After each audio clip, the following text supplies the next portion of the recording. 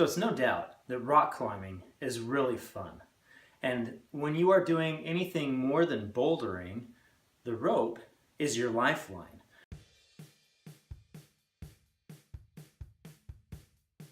Your life depends on a good tied knot. So let's get started. I'm going to show you how to tie the double bowline, and I'll go over some of the benefits of that. I'm also going to put down in the description some links that you can go to check out the different types of knots that you can use and some of the studies that have been done with that. I'll also put a link down there for my other video, how to tie the figure eight. So if you're new here, hit the subscribe button because I don't want you to miss anything here, and let's get started. This is your belay loop. Don't tie into your belay loop. Follow your belay loop when you're tying in.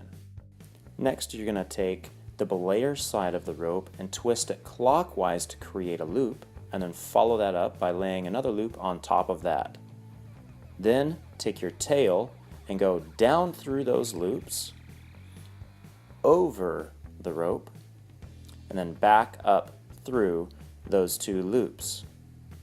This is where you start to dress down the knot. Make sure that all of those loops are laying properly, nothing is twisted. Really take your time to make it look pretty.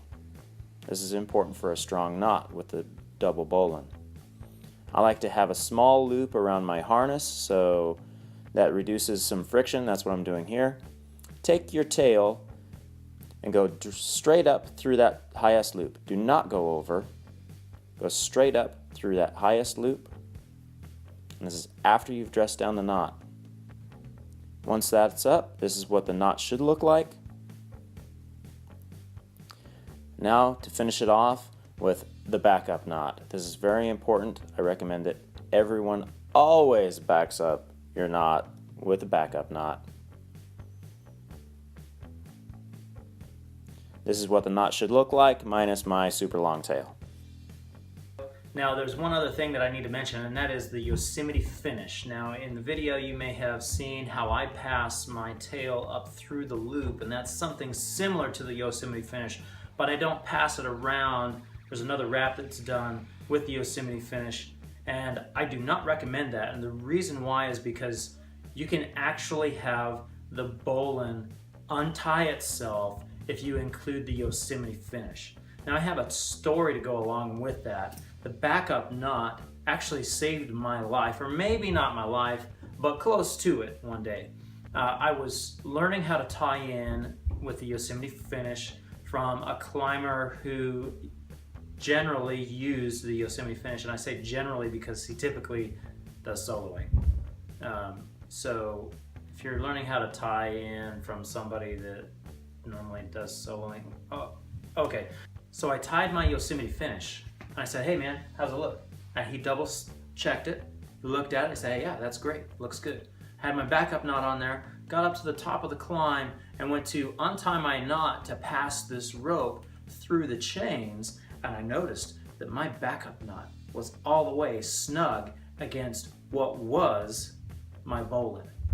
What does that mean? That means that without that backup knot, that rope would have came sliding through my harness, and I would have been back down to the ground way faster than anybody wanted me to without a rope. And I probably would have been sent to the hospital. And I wasn't a super tall climb, wasn't a big wall or anything, so I probably would have lived. But the moral of the story is two knots.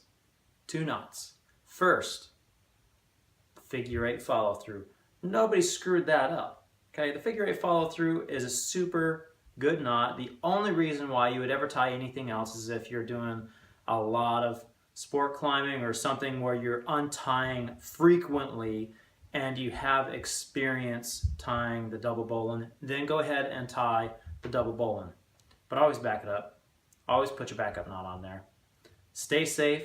I'll see you next time right here on Climber Dad. Hit that like button for me.